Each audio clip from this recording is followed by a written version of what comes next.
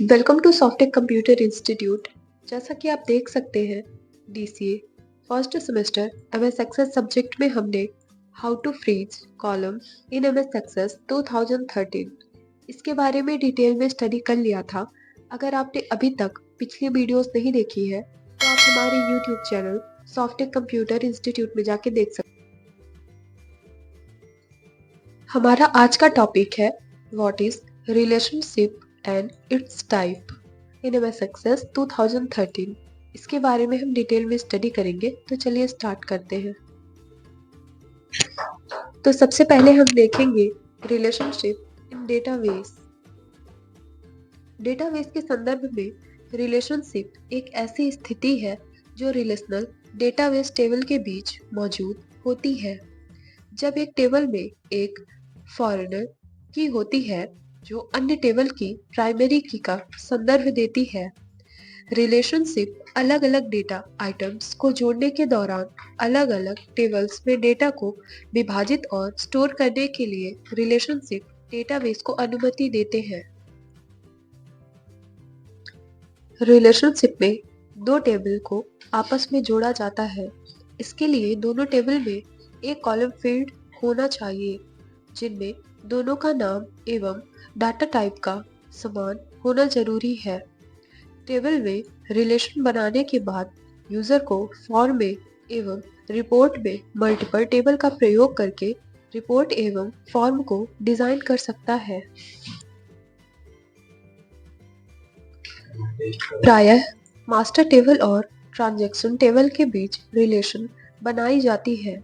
जिस टेबल में प्राइमरी की होती है उस टेबल को मास्टर टेबल कहते हैं।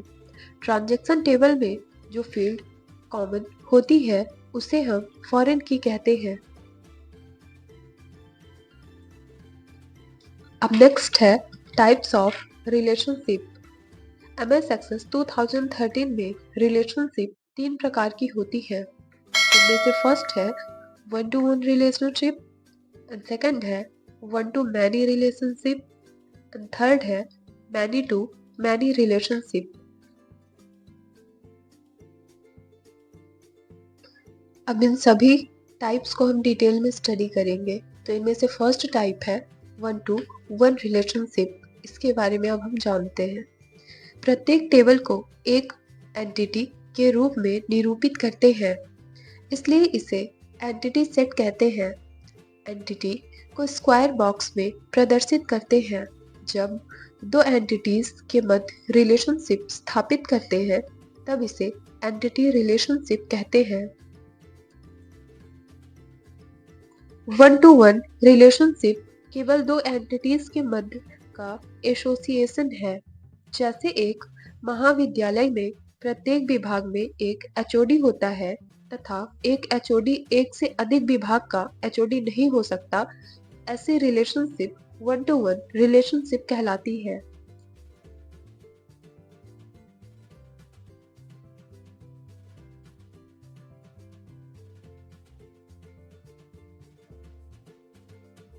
वन टू वन रिलेशनशिप में पहली टेबल में प्रत्येक रिकॉर्ड में दूसरी टेबल में केवल एक मिलान रिकॉर्ड हो सकता है और दूसरी टेबल में प्रत्येक रिकॉर्ड में पहली टेबल में केवल एक मिलान रिकॉर्ड हो सकता है।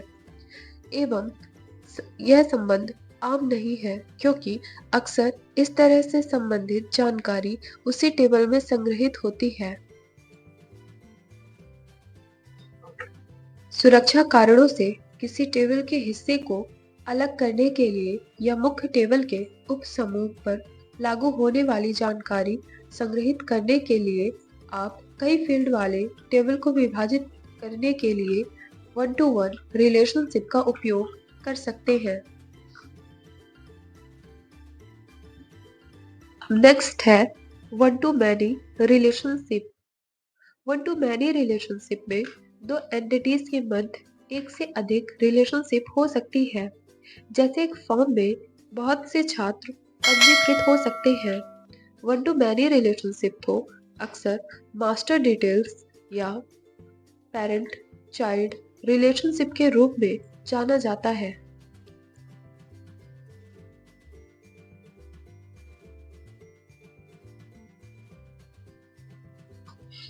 वन टू मैनी रिलेशनशिप का सबसे आम प्रकार है। एक से कई रिलेशनशिप में टेबल में कई मिलान रिकॉर्ड हो सकते हैं। जैसे टेबल में एक रिकॉर्ड टेबल बी में कई मिलान रिकॉर्ड हो सकते हैं। अब थर्ड एंड लास्ट है many to many relationship. Many to many relationship थोड़ा जटिल है। आपको रिलेशनशिप के दोनों पक्षों पर विचार करना चाहिए, क्योंकि दोनों टेबल्स में कई रिकॉर्ड होंगे। इस रिलेशनशिप को काम करने के लिए आपको एक तीसरी टेबल की आवश्यकता होगी, जिसे जंक्शन टेबल कहा जाता है।